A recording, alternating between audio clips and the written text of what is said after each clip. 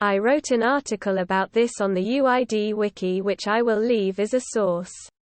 And although it may not be as severe as an abduction, murder, rape or heist, this is still a crime and thus I think it fits on this sub. It also involves an unidentified person which there is a flare on this sub for. On November 2, 2019, China Airlines Flight 28 was preparing for takeoff from Taipei Taoyuan International Airport, Taiwan to Kora, Palau when a nearby Asiana Airlines pilot observed a man trespassing onto the tarmac and rushing over to the China Airlines flight before mounting the aircraft's landing gear. The Asiana pilot informed the control tower, who relayed the situation to the pilot of Flight 28, who immediately aborted the takeoff while airport police were dispatched. Once the aircraft's engines were turned off and the police arrived, the man dropped from the landing gear and attempted to flee before being restrained and arrested by police officers in a grassy field off the runway after a brief foot chase. The incident caused a considerable delay as the runway was closed for an hour in response. The incident was captured on airport CCTV. ANDAMP #X200B. The attempted stowaway was a bearded white man with long black hair and wearing a black hat, jeans, sneakers, a black jacket and a black facial mask. Also in his possession was a grey backpack, and when the police emptied its contents they discovered a notebook with Russian text, a Russian Bible, a bag of bread, a bottle of water, a black reflective vest, and several barbecue lighters, although no identification documents were found in his possession.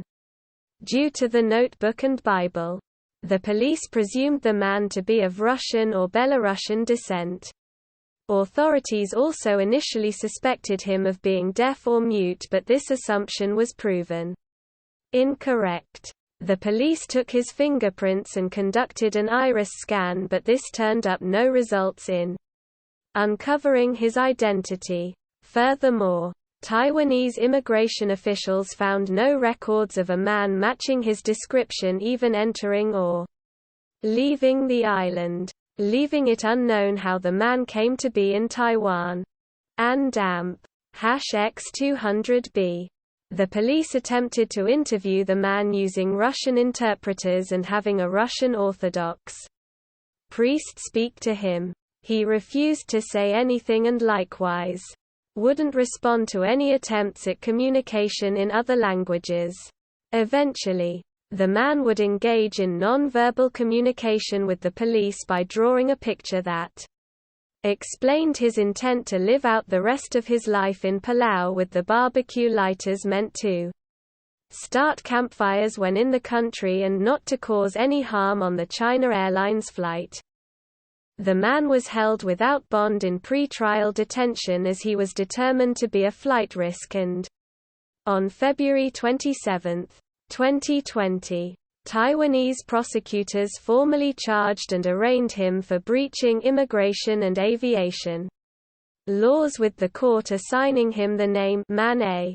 Mane would again appear in court on March 3 where he would speak and evidently knew basic Mandarin, as he addressed the judge by saying, "Dear friend, Jesus is God," and "Thank you," both in Mandarin, although aside from that he remained mostly silent during the proceedings and gestured that he did not require the services of a Russian interpreter, and confirmed via nod that he was the man CCTV footage captured fleeing from police at Taoyuan International Airport was him. On March 7 the Taoyuan District Court found Mane guilty and sentenced him to 5 months imprisonment, and ordered him to be repatriated to his country of origin once he finishes serving his sentence. ANDAMP #X200B. Mane would have completed his sentence in August 2020 at the latest, although some sources mentioned that due to time served he may have only needed to spend 1 month in prison.